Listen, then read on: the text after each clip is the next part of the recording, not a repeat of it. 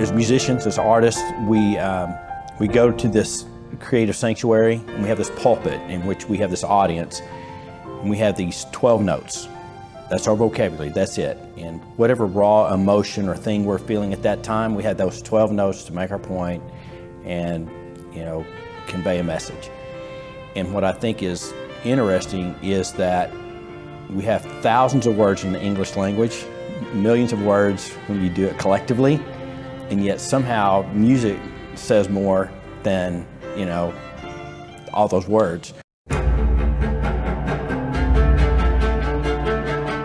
The album is predicated on, I'm trying to tell a story, that journey, as we call it, of how I lose my parents, I get separated from my sister while we're in foster care, and through some really horrific circumstances, I get put up for adoption. I'm blessed to meet these incredible people who are willing to give me a home, gave me a life I could never have ever hoped for. To the point where I find my sister years later, thinking that she had passed away, and she was living within 1 mile of me for 15 years. To the ultimate serendipity, within a few months, we get a phone call from the state saying, hey, we know you wanted to adopt one child around 9 or 10, but we have 3, and we are trying to keep them from being separated. Would you consider this? Of course, I'm thinking serendipity of, heck yeah, we're taking them all 3. That's what this album is about.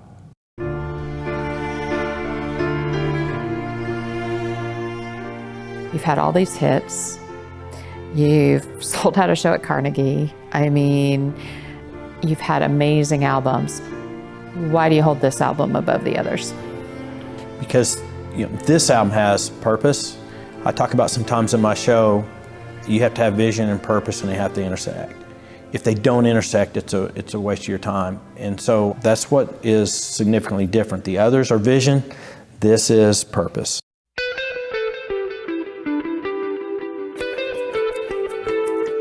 If you're going to put this much heart into your project, you want to do it right. And one of the most sonically amazing studios on the planet is Abbey Road. So let's start there.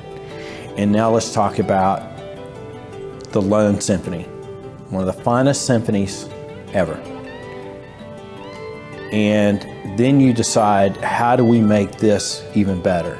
And I was really fortunate because Star Parodi and Jeff Fair, who produced the album, they amplified that 12-note vocabulary for me, and the message is deeper, there's more color, there's depth, there's clarity, it's just better. Then we bring in all these incredible musicians. Jeff and Star know exactly who to call for just the right part, but then I was satisfied. I thought this was going to be a great project. And they're like, oh, no. Let's go to Hans Zimmerman's studio and let's do the mixing. Let's have his people really put the polish on this thing. Let's take the power of that music, let's take that universal language, and let's tell the story that's in this album.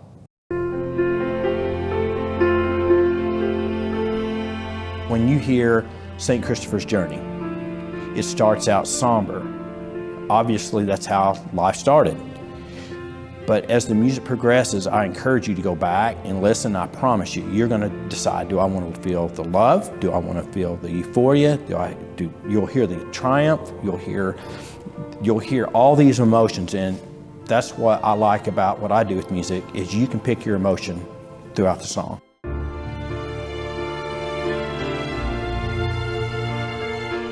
I had a chance to confront, to meet, however you want to phrase it, one of the people who were responsible for the circumstances that led to being put up for adoption.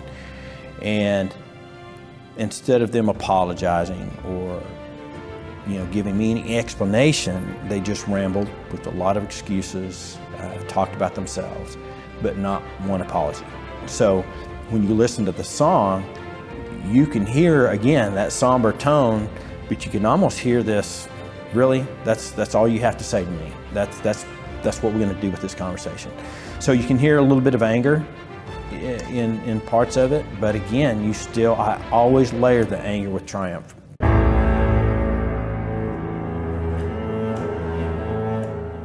Asa was a little boy that my wife and I wanted to adopt. He was 9 or 10, cute as could be. We were so looking forward to Asa being here. I mean, I was already rehearsing in my mind what I would tell him when we were working out in the yard, or when I was showing him something on the piano, and in my mind it was happening. And the day before, we're supposed to go meet and really kind of wrap this up. It didn't happen. When the soloist is playing it, there's just this, if you know it's about Asa, every note all of a sudden resonates with you.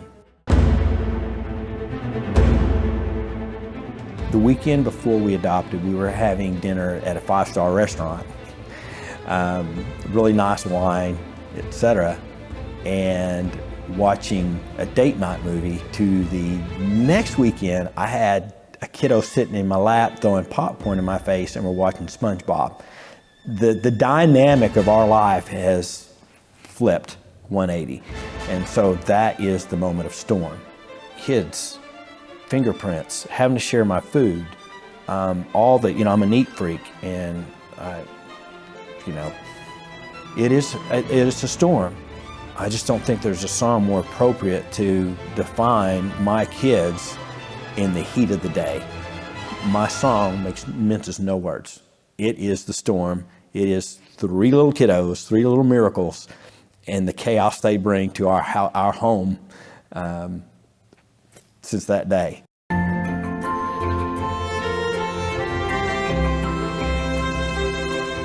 I've never been able to articulate sacred very well, because it depends on the moment. If you're me and you're sitting at the dinner table and you've got 3 rowdy kids reaching over to grabbing ranch dressing to pizza or whatever,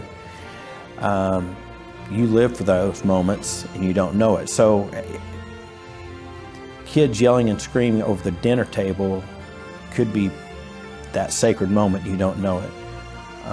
Being able to just sit and embrace a movie together has its sacred moment. The silence of no kids can be a sacred moment. So there's nothing in your life that isn't sacred.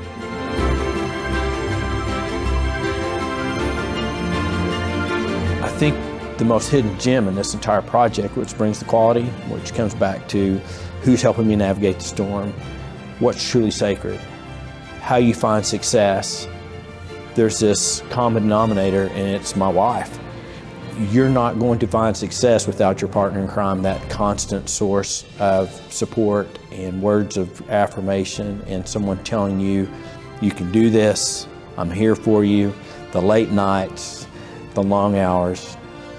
And I'm so blessed, because without her, it just always sounds so cliche, but none of this would happen without my wife.